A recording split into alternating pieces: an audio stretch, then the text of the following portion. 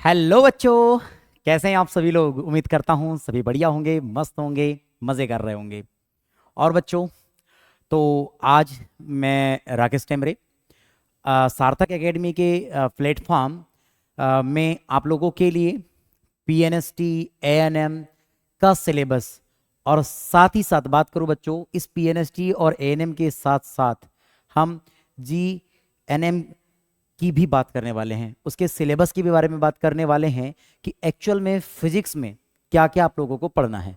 ठीक है बच्चों, तो जो बच्चे अगर पीएनएसटी या एएनएम की अगर तैयारी करना चाह रहे हैं तो पहले आप सिलेबस को समझ जाइए, ऐसा नहीं कि आप पढ़ते रहिए, है ना, क्योंकि सिलेबस हो गया है चेंज, है ना, सिलेबस हो गया है चेंज। अब जब सिलेबस चेंज हो गया है तो भैया पढ़ने की रणनीति भी तो चेंज करनी पड़ेगी, है ना। तो ध्यान से देखिएगा कि हम लोग देखते हैं कि कौन कौन से टॉपिक को हटाया गया है, कौन कौन से टॉपिक को जोड़ दिया गया है। तो चलिए ज़्यादा समय नहीं लेंगे आपका और करते हैं वीडियो को स्टार्ट।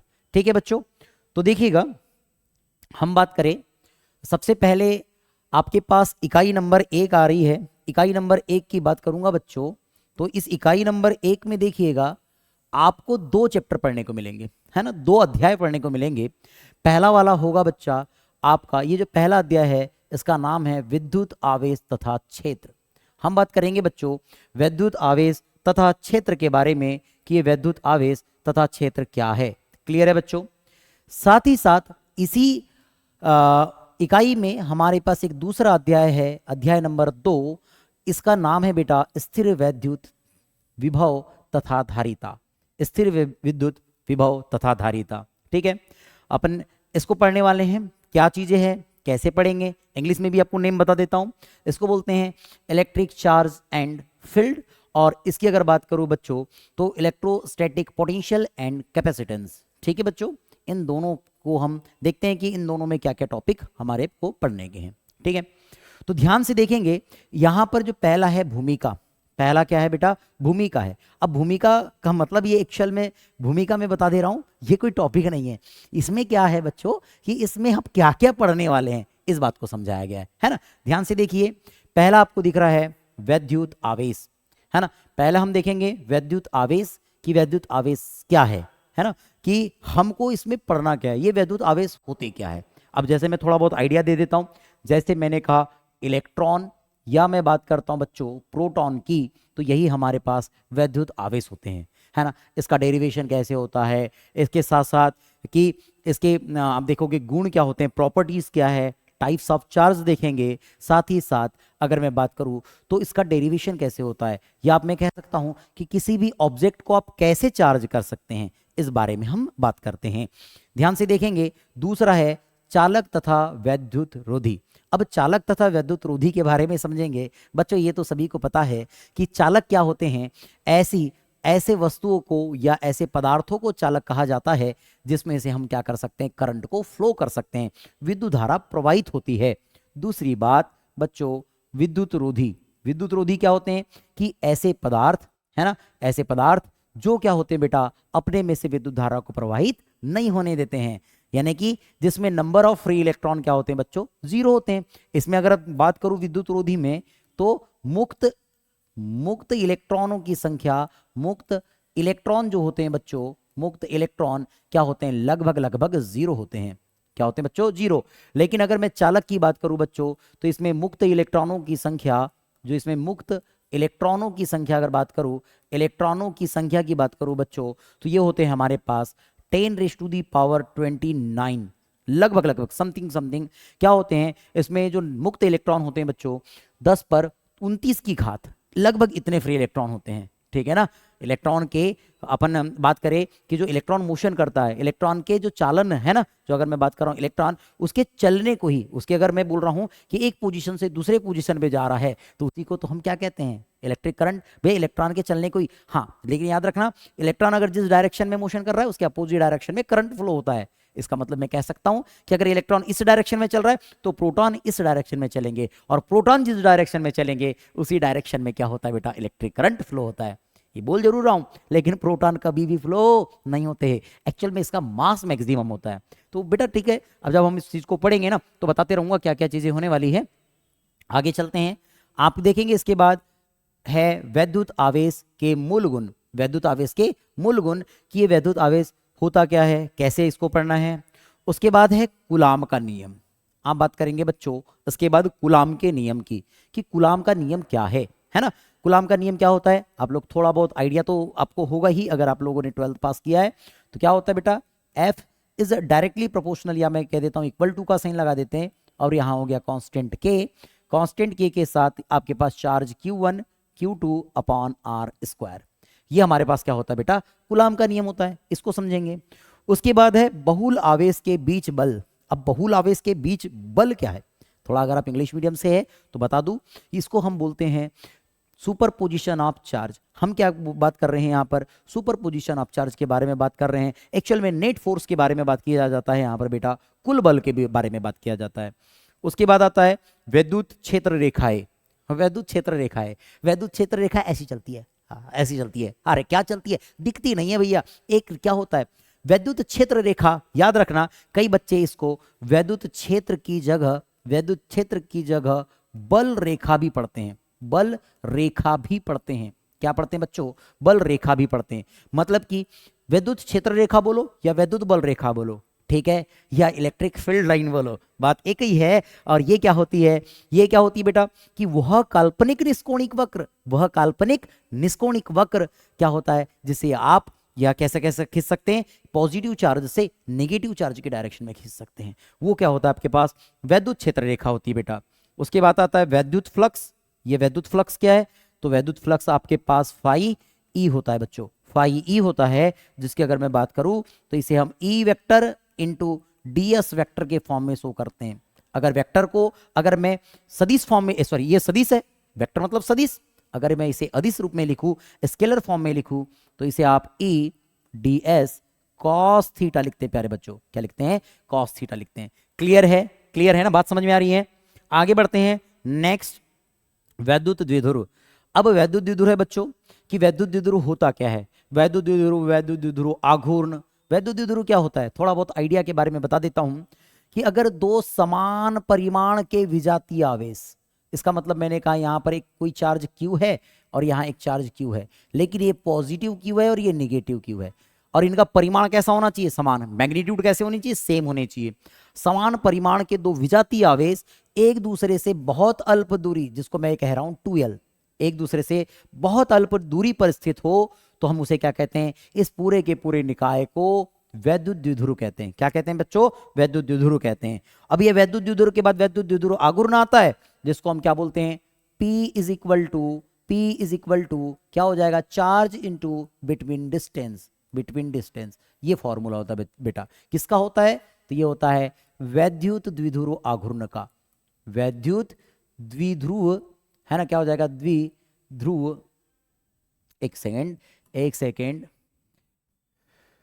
द्विध्रुव आघूर्ण, वैद्युत द्विध्रुव आघूर्ण की बात करते हैं, है ना, तो वैद्युत द्विध्रुव आघूर्ण होता है। उसके बाद देखेंगे एक समान बाह्य क्षेत्र में वैद्युत द्विध्रुव या द्विध्रुव क्या होता है, ठीक है। उसके बाद बात करेंगे बच्चों, क्या दिया आपके पास, सतत आवेश वितरण, गाउस नियम। ये गाउस नियम को पढ़ेंगे बेटा, बड़ा इंपॉर्टेंट है, बड़ा इंपॉर्टेंट है, गाउस नियम बहुत इंपॉर्टेंट हो जाता है, याद रखना आप, है ना।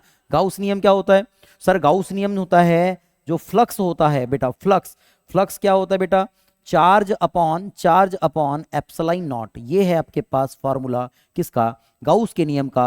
और याद इसी बच्चों, इसी को हम कुछ ऐसे भी लिखते हैं, इसी को हम क्या लिखते हैं, इसी बात को हम लिखते हैं E into D S, E vector into D S vector is equal to Q upon epsilon naught. यहाँ Q क्या बेटा, इनसाइड है, Q इनसाइड, चार्ज क्या है बेटा यहाँ पर, इनसाइड। यानी कि अगर कोई सरफेस है ना, कोई मतलब कि अगर आपके पास कोई वॉल्यूम है, उस वॉल्यूम के अंदर कितना चार्ज है, उस चार्ज की बात करते हैं, ठीक है ना। आगे बढ़े, उसके बाद गाउस नियम के अनुप्रयोग। तो गाउस नियम के अनुप्रयोग को भी समझना होता है इसमें, कि गाउस नियम के क्या अनुप्रयोग है। बड़े बच्चों आगे ध्यान से देखिएगा। उसके बाद चैप्टर नंबर 2 में क्या क्या टॉपिक है बच्चों, देखो भूमिका। अब भूमिका मतलब भैया क्या है, वैद्युत विभव क्या है, धारिता क्या है, इस बात को समझेंगे, ठीक है ना। इसमें स्थिर वैद्युत विभव की बात करता है बच्चों, इसमें स्थिर वैद्युत विभव की बात करता है कि विभव है क्या, स्थिर वैद्युत विभव की बात करता है कि विभव है क्या। एक्चुअल में आप लोगों को एक बात बता देना चाहूंगा मैं, विभव नाम का कोई शब्द नहीं है ना। बोला जरूर जाता है पर विभव नाम का कोई चीज होता ही नहीं है ना। कोई चीज होता ही नहीं। क्या होता है सर, विभव नाम का कोई चीज नहीं होता तो क्या होता है? तो याद रखना कि विभवांतर नाम की कोई चीज होती है।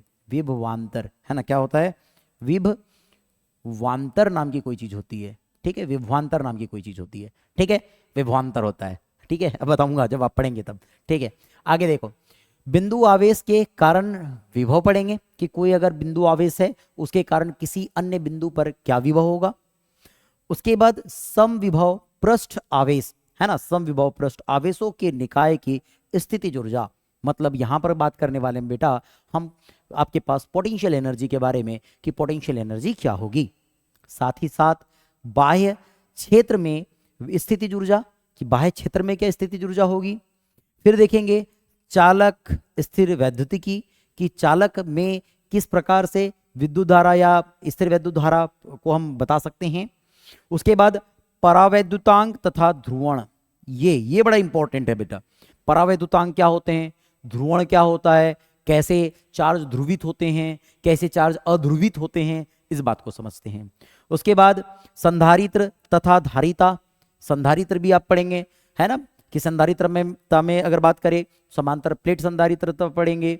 उसके अगर बीच में कोई आप परावैद्युतांक माध्यम रख दें तो क्या होगा उसकी धारिता। परावैद्युतांक का मतलब पता है कि नहीं, कि कोई भी क्या हो जाएगा, जैसे कोई भी इंसुलेटर की बात कर रहे हैं, जैसे अगर मैंने बोला कि एक हमारे पास एक प्लेट ये हो गई, दूसरी प्लेट की अगर मैं बात करूं बच्चों, एक सेकेंड यहाँ चलिए, एक पेन हम ये ले लेते हैं, देखो एक पेन ये हो गई, एक पेन ये, एक पेन ये, दो पेन दिख रही है आप लोगों को। अगर इनके बीच में अगर मैं कोई यहाँ पर बीच में अगर क्या रख दूं, कोई भी लकड़ी का टुकड़ा रख दूं, कागज रख दूं, है ना, लकड़ी का बुरादा भर दूं, प्लास्टिक रख दूं, तो इसको हम परावैद्युतांक बोलेंगे। उसके बाद है आपका समांतर पट्टिका संधारित्र, यही बता दिया मैंने आपको, समांतर प्लेट संधारित्र।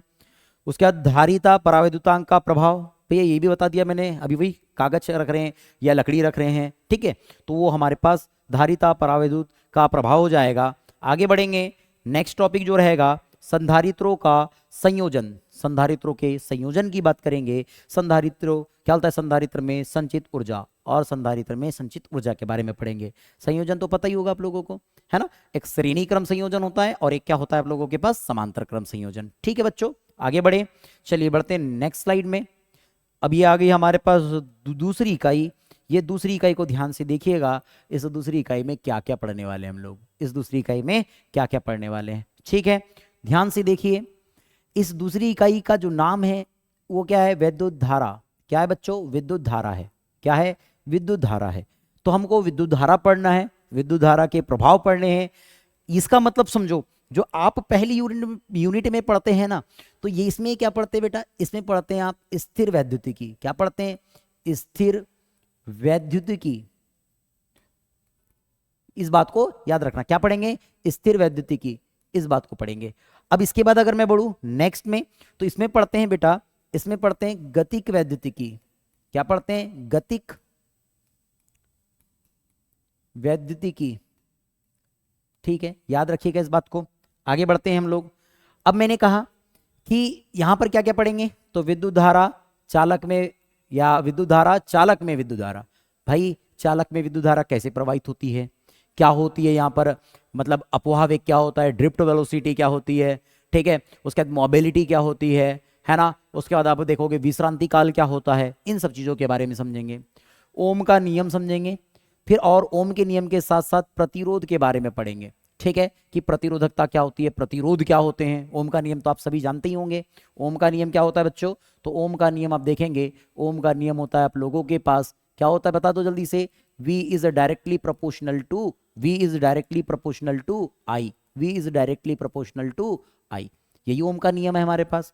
आगे देखेंगे ओम के नियम की सीमाएं, ओम के नियम की सीमा को भी समझेंगे कि ओम का नियम कब लागू होगा, कब लागू नहीं होगा, किस पोजीशन पे लागू किया जा सकता है, इसके बारे में समझेंगे।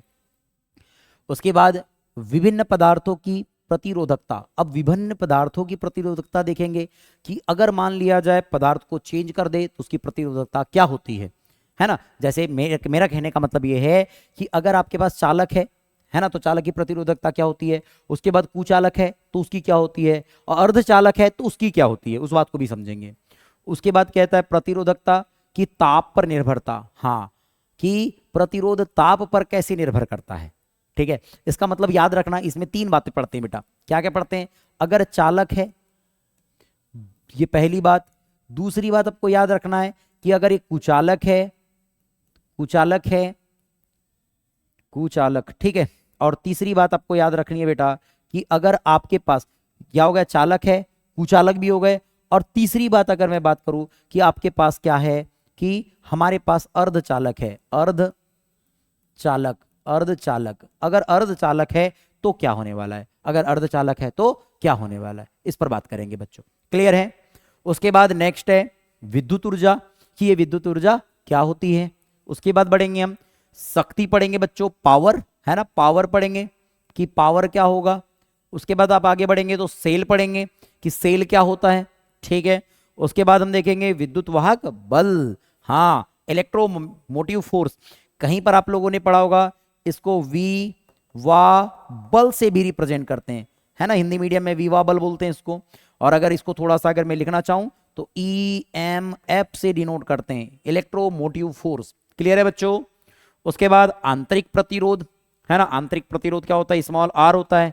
ठीक है, उसके बारे में समझेंगे कि आंतरिक प्रतिरोध क्या है।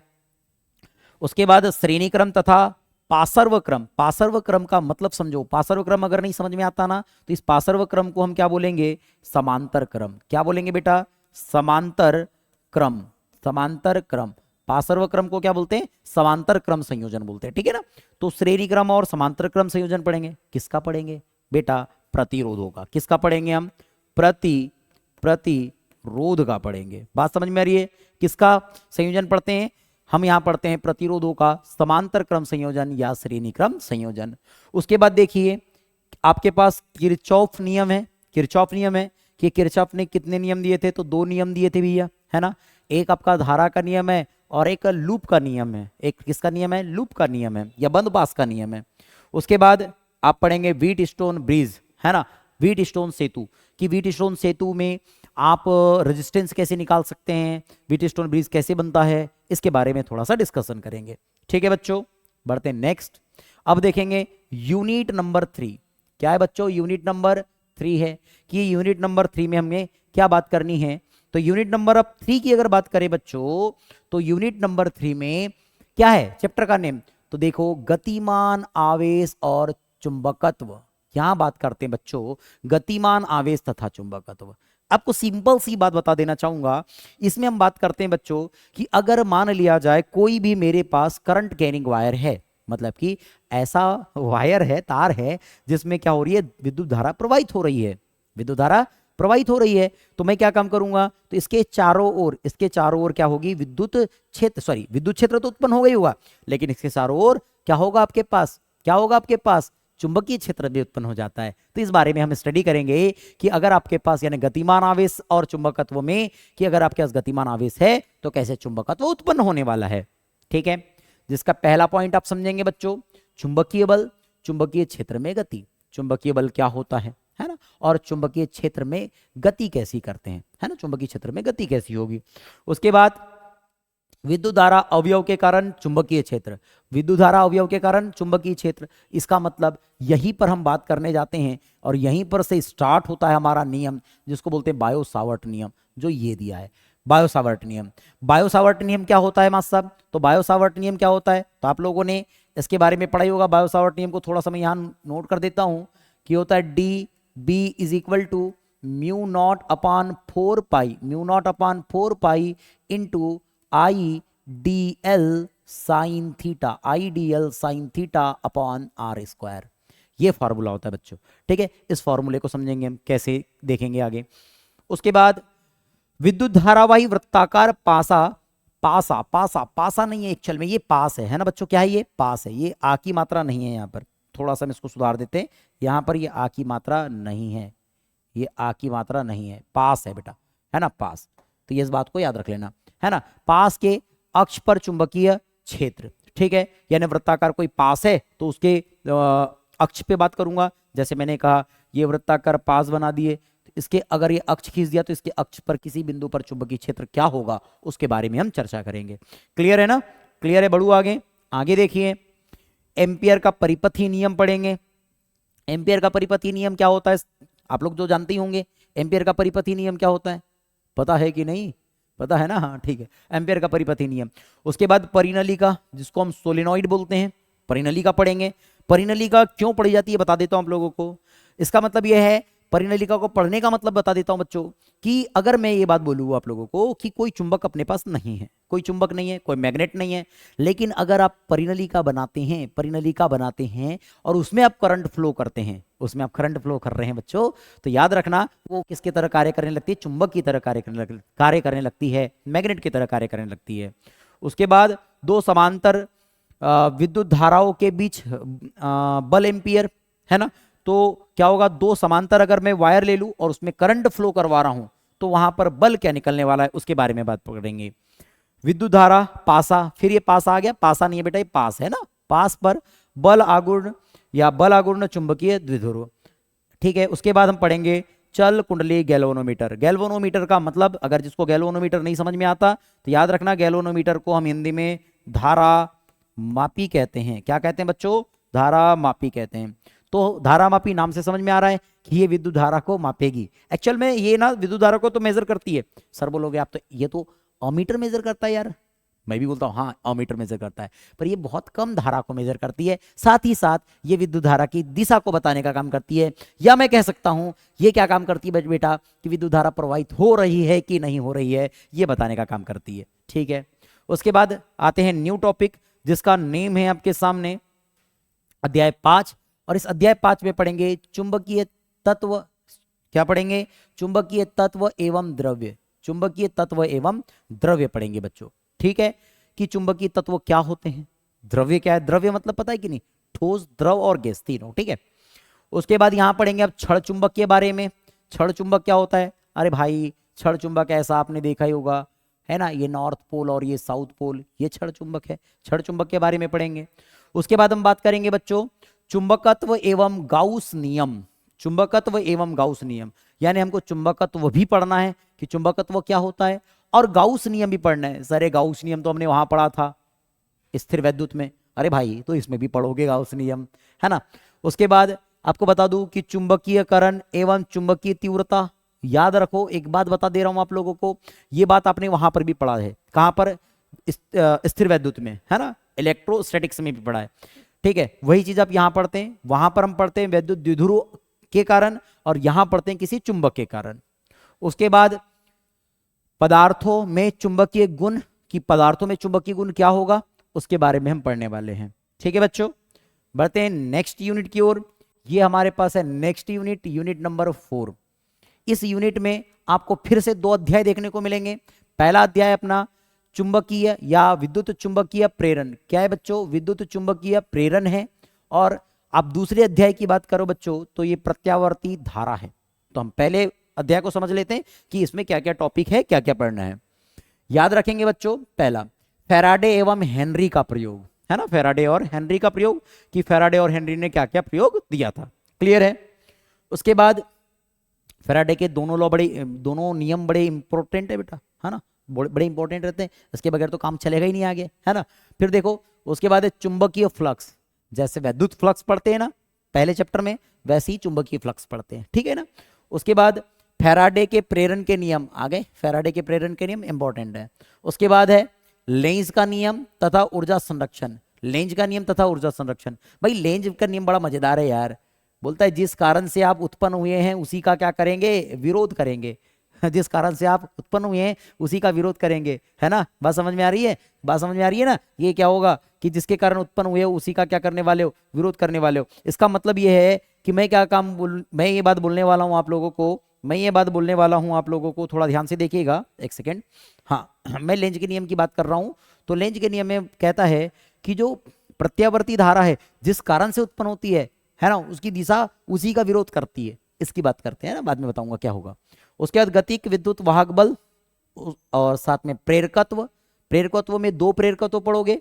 एक होता है आपका स्वप्रेरकत्व, एक क्या होता है आपका प्रेरकत्व में पढ़ोगे स्व प्रेर प्रेरकत्व, प्रेरकत्व, और एक होगा अन्योन्य प्रेरकत्व, अन्योन्य, अन्योन्य है ना, अन्योन्य, अन्योन्य प्रेरकत्व, अन्योन्य प्रेरकत्व के बारे में पढ़ेंगे। और एक है आपके पास प्रत्यावर्ती धारा जनित्र, और फिर आप पढ़ेंगे प्रत्यावर्ती धारा जनित्र के बारे में। ठीक है बच्चों, उसके बाद आते हैं चैप्टर नंबर 7। इसमें ध्यान से देखिएगा बच्चों, इसका जो पहला टॉपिक रहेगा, प्रतिरोधक पर प्रयुक्त एसी धारा उल्टता व एसी धारा एवं उल्टता का घूर्णी सदिश द्वारा निरूपण, कला, समंजक या फेजर्स। आपको बता दूं, यहां पर आप पढ़ेंगे प्रत्यावर्ती धारा मतलब एसी अल्टरनेटिंग करंट की बात कर रहे हैं, है ना। किसकी बात कर रहे हैं बच्चों, यहां पर एसी की बात कर रहे हैं हम लोग। तो ये एसी को पढ़ेंगे, एसी क्या है उसके बारे में हम समझने वाले हैं। हम बात करेंगे एसी, एक सेकेंड, कलर थोड़ा सा हम ले लेते हैं, डार्क ब्लैक वाला ले लेते हैं। मैं बोल रहा हूं एसी के बारे में पढ़ेंगे। किसके बारे में पढ़ेंगे आप, एसी अल्टरनेटिंग करंट के बारे में पढ़ेंगे। यहां पर अपना क्या पढ़ने वाले हैं कि अगर कोई अल्टरनेटिंग करंट फ्लो हो रहा है तो कैसे फ्लो होगा, कैसे उसके फेजर्स बनेंगे, कला आरेख बनेंगे, इन सब चीजों के बारे में अध्ययन यहां करते हैं। उसके बाद है प्रेरक एवं प्रयुक्त एसी उल्टता, प्रेरक एवं प्रयुक्त एसी उल्टता, इसके बारे में अध्ययन करेंगे, ये क्या होने वाला है अपने पास।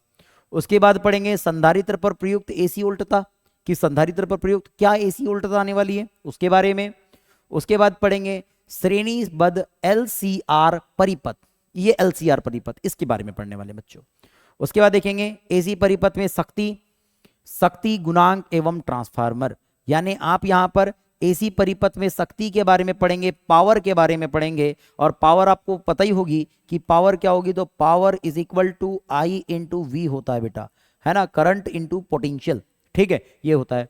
उसके बाद ट्रांसफार्मर, ट्रांसफार्मर आपने गांव में देखा है ना, हाँ, ट्रांसफार्मर के बारे में अध्ययन करेंगे। ट्रांसफार्मर भी आप देखेंगे दो प्रकार के होते हैं। पहली अगर अब बात करें तो पहला ट्रांसफार्मर क्या होता है बच्चों, तो पहला ट्रांसफार्मर होता है बेटा अपचाई, क्या होता है, अपचाई ट्रांसफार्मर, अपचाई ट्रांसफार्मर। और दूसरा होता है बेटा उच्चाई ट्रांसफार्मर, क्या होता है, उच्चाई, उच्चाई ट्रांसफार्मर होता है। दो प्रकार के ट्रांसफार्मर होते हैं, उनके बारे में देखेंगे कि इनके कार्य क्या होते हैं, ये कैसे कार्य करते हैं, इसके बारे में अध्ययन करने वाले हैं। आगे बढ़े, अब आ जाते हैं हम यूनिट नंबर 5 पे। अब यूनिट नंबर 5 की बात करता हूं कि यूनिट नंबर 5 में आप क्या पढ़ने वाले हैं। तो इसके अंतर्गत आप एक ही अध्याय पढ़ोगे, अध्याय नंबर 8, जिसका नाम है चुंबकीय तरंगे या विद्युत चुंबकीय तरंगे। ठीक है, यहां पर हम बात करते हैं विद्युत चुंबकीय तरंगों के बारे में बेटा, कि विद्युत चुंबकीय तरंगे क्या होती हैं। ठीक है, उसके साथ ही साथ अविद्युत चुंबकीय तरंगे याद रखना, विद्युत चुंबकीय तरंगे क्या होती है, विद्युत चुंबकीय तरंगों में क्या होता है, 3 डायरेक्शन में चलेगी। ठीक है, उसके बाद मैं बात करूंगा कि विस्थापन धारा, विस्थापन धारा क्या होती है आपके पास, आईडी, है ना, आईडी डिस्प्लेसमेंट करंट, आईडी के बारे में पढ़ते हैं। उसके बाद विद्युत चुंबकीय तरंगे, अब विद्युत चुंबकीय तरंगे आप देखोगे तो ये कितनी प्रकार की होती है, 7 प्रकार की होती है।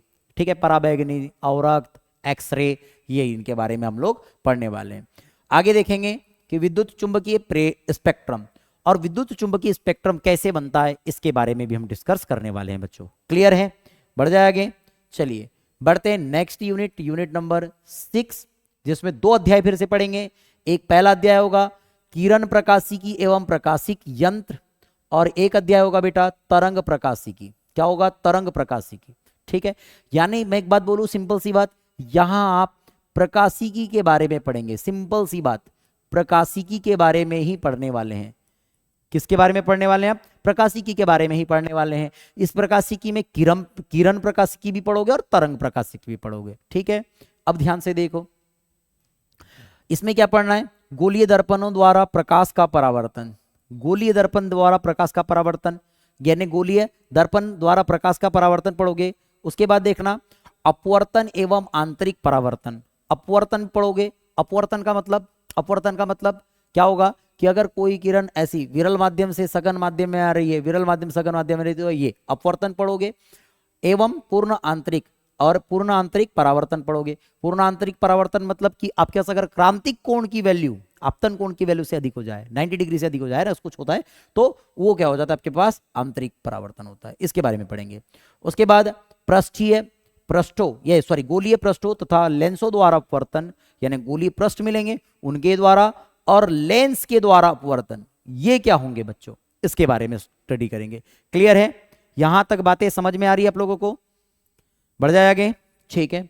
अब देखिए, अब पढ़ेंगे प्रिज्म में अपवर्तन, कि प्रिज्म से अपवर्तन कैसे होगा, और फिर पढ़ेंगे प्रकाशिक यंत्र। और प्रकाशिक यंत्र मतलब सरल सूक्ष्मदर्शी के बारे में पढ़ेंगे, संयुक्त सूक्ष्मदर्शी के बारे में पढ़ेंगे, खगोलीय दूरदर्शी के बारे में पढ़ेंगे। तरंग प्रकाशिकी में आएंगे तो हाइगेंस बाबा के सिद्धांत पे आएंगे। हाइगेंस बाबा ने क्या क्या सिद्धांत दिए थे, बड़े इंपॉर्टेंट सिद्धांत है ना, इंपॉर्टेंट प्रिंसिपल है, उसको समझेंगे। उसके बाद हाइगेंस सिद्धांत का उपयोग करते हुए समतल तरंगों का अपवर्तन तथा परावर्तन, इन दोनों बातों पर डिस्कशन करेंगे। उसके बाद तरंगों का कला संबंध तथा कला असंबंध, ये बड़ा इंपॉर्टेंट रहता है, इस बात को हम पढ़ने वाले हैं आगे, ठीक है।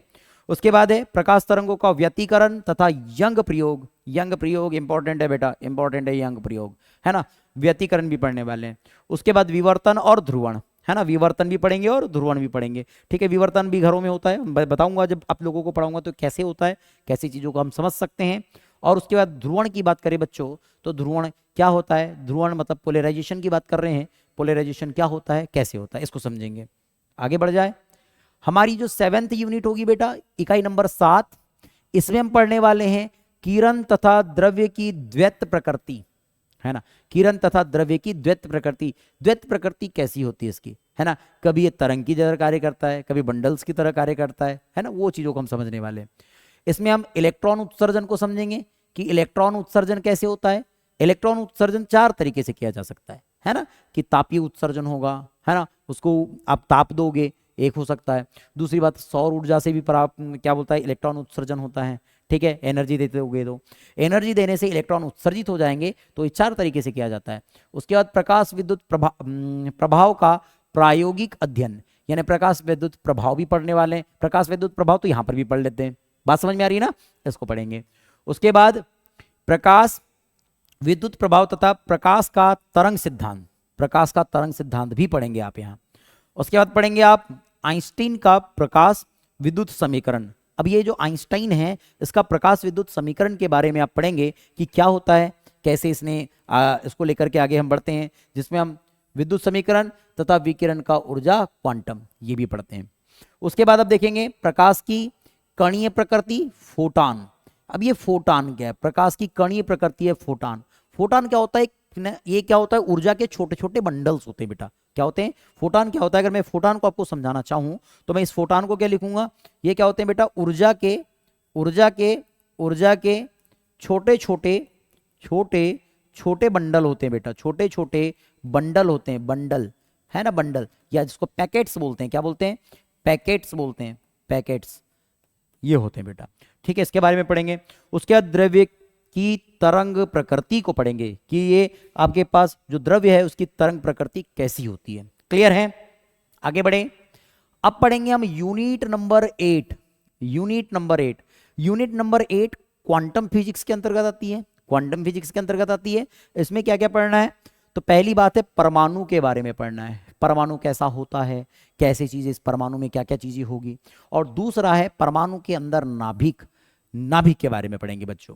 तो देखते हैं, परमाणु के अंदर हम पढ़ेंगे अल्फा कण प्रकीर्णन तथा परमाणु का रदरफोर्ड नाभिकीय मॉडल, कि रदरफोर्ड भाई ने कैसे अल्फा कणों की बौछार किया था किसी भी, यानी मैं बोलना चाह रहा हूं कि सोने की जो पतली पन्नी है उस पर कैसे बौछार किया था, उस पर चर्चा किया गया था। उसके बाद हम बात करते हैं बच्चों परमाणुवीय स्पेक्ट्रम, हाइड्रोजन परमाणु का बोर मॉडल, ये पढ़ने वाले हैं। यानी आप क्या पढ़ेंगे, परमाणुवीय स्पेक्ट्रम और हाइड्रोजन परमाणु का बोर मॉडल पढ़ेंगे बच्चों। इसके साथ साथ हाइड्रोजन परमाणु का लाइन स्पेक्ट्रम पढ़ेंगे। लाइन स्पेक्ट्रम मतलब हाइड्रोजन परमाणु का लाइन स्पेक्ट्रम बनाते हैं ना, लाइमन श्रेणी, बामर श्रेणी, ठीक है, पास्टन श्रेणी, उसके बारे में पढ़ेंगे। उसके बाद है बोर के क्वांटमीकरण के द्वितीय अभिग्रहित का डी ब्रॉगली समीकरण, डी ब्रॉगली समीकरण भी पढ़ेंगे, है ना, दे ब्रॉगली बोलते हैं, कहीं पर दे ब्रॉगली बोलते हैं, कहीं पर डी ब्रॉगली बोलते हैं, तो डी ब्रॉगली या दे ब्रॉगली समीकरण। उसके बाद आप नाभिक में पढ़ेंगे बच्चों परमाणु, द्रव्यमान तथा नाभिक की संरचना, परमाणु, द्रव्यमान तथा नाभिक की संरचना पढ़ेंगे बच्चों, कि परमाणु का द्रव्यमान क्या होता है, नाभिक की संरचना कैसी होती है, नाभिक कैसे बनता है, ठीक है, इसके बारे में पढ़ेंगे। नाभिक का साइज, नाभिक का आकार, नाभिक का आकार क्या पढ़ेंगे बच्चा, आकार पढ़ेंगे, ये नाभिक का आकार क्या होगा। अब आपको बता दूं कि किसी भी परमाणु के नाभिक का जो आकार होता है वो कितना होता है, वो कितना होता है, बता पाएंगे आप लोग कितना होगा, तो ये होता है बेटा 10⁻⁻, कोई बता पाएगा? -15 मीटर का होता है। ठीक है, ठीक है, फर्मी। ठीक है, और अगर मैं परमाणु के अगर आकार की बात करूं तो ये 10⁻⁻10 मीटर का होता है मेरे बच्चों। क्लियर है? ये बात आपको पता होनी चाहिए। इसको हम 1 एंगस्ट्रॉन भी बोलते हैं, और इसको क्या बोलते हैं बेटा? इसको हम 1 क्या बोलेंगे? फर्मी। क्या बोलेंगे? 1 फर्मी बोलते हैं। इस बात को याद रखना। ठीक है, उसके बाद द्रव्यमान ऊर्जा तथा नाभिकीय बंधन ऊर्जा, है ना। द्रव्यमान ऊर्जा पढ़ेंगे, नाभिकीय बंधन ऊर्जा के बारे में भी हम पढ़ने वाले हैं। आगे बढ़ते हैं। नाभिकीय बल, ओह ठीक है, नाभिकीय बल पढ़ेंगे। अब नाभिकीय बल भी पढ़ते हैं, जैसे प्रबल नाभिकीय बल, दुर्बल नाभिकीय बल, इनके बारे में पढ़ेंगे। और उसके बाद रेडियो एक्टिवता और नाभिकीय ऊर्जा, कि रेडियो एक्टिवता क्या है और नाभिकीय ऊर्जा क्या है। इसके बाद देखिए बच्चों, यूनिट नंबर 9, और ये अंतिम यूनिट है बच्चों आपकी, इसके बारे में पढ़ना है। ठीक है, क्या है आपके पास? अर्धचालक इलेक्ट्रॉनिकी। अर्धचालक इलेक्ट्रॉनिकी मतलब यहां पर हम पढ़ने वाले हैं अर्धचालक इलेक्ट्रॉनिकी के बारे में, तथा पदार्थ युक्तिया के बारे में पढ़ेंगे। ठीक है, मैं आपको यहां पर बात कर दूं, यहां पर पढ़ते हैं सेमीकंडक्टर्स के बारे में, डायोड, गेट्स, है ना, इनके बारे में पढ़ते हैं। तो यहां पर पूरा का पूरा लिखा हुआ है, आप देख सकते हैं क्या कहता है? अर्धचालक इलेक्ट्रॉनिकी, जिसमें पदार्थ युक्तिया तथा सरल परिपथ दिया गया है। ठीक है, इनके बारे में पढ़ेंगे। अब देखते हैं यहाँ गेट है कि नहीं इस बार। चलो गेट आपका हट गया है क्या? चलो देखते हैं क्या है।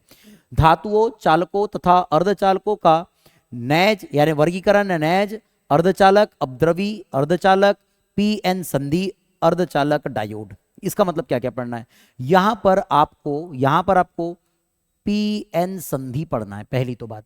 ठीक है, यहां आपको डायोड पढ़ना है। क्या पढ़ना है? डायोड पढ़ना है बेटा। क्या पढ़ना है? डायोड पढ़ना है। ठीक है, उसके बाद आप किस प्रकार से जो सेमीकंडक्टर कैसे बनते हैं, तो अगर मैं बोल रहा हूं कि सिलिकॉन है या जर्मेनियम है, इनमें हम त्रिसंयोजी और पंचसंयोजी तत्व मिला देते हैं, डोपिंग करते हैं। क्या करते हैं? डोपिंग करते हैं, अपद्रव्य करते हैं, अपद्रव्य मिलाते हैं। जैसे देखो अपद्रव्य लिखा हुआ है, अपद्रव्य मिलाते हैं तो अर्धचालक बनते हैं। तो उन अर्धचालकों के बारे में पढ़ना है। उसके बाद अब देखेंगे संधि डायोड का दिष्टकारी के रूप में प्रयोग। अब दिष्टकारी भी 2 प्रकार की होती है बच्चों, जिसमें अगर दिष्टकारी के पहले रूप को देखेंगे तो एक होती है अर्ध तरंग। क्या होती है बेटा? अर्ध तरंग दिष्टकारी, अर्ध तरंग दिष्टकारी। और दूसरा होता है बेटा पूर्ण तरंग दिष्टकारी। पूर्ण तरंग दिष्टकारी होता है बच्चों।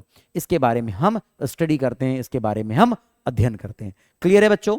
तो इतना हमें पढ़ना है, इतना हमें पढ़ना है। और अगर आप लोग हमारे से पूरा पढ़ना चाहते हैं, इस प्रकार से क्रैश कोर्स पूरा कंप्लीट करना चाहते हैं, तो आप सार्थक एकेडमी के ऐप में जुड़ सकते हैं। बहुत ही कम फीस के साथ है, आप लोगों को इसमें बहुत ही कम फीस में आप लोगों को पूरा पढ़ाया जा रहा है। तो बहुत ही कम फीस, मुझे जहाँ तक आइडिया है 199 रुपीज़ चार्ज लिया जा रहा है, ओनली 199 रुपीज़। इतने कम रुपए में हाँ आप लोगों को पूरा का पूरा क्रैश कोर्स पढ़ाया जा रहा है, तो आप इस पर जुड़ सकते हैं बच्चों। तो चलिए मिलते हैं, तब तक आप लोगों से नेक्स्ट वीडियो में। आप पढ़ाई करते रहे, मस्त रहे।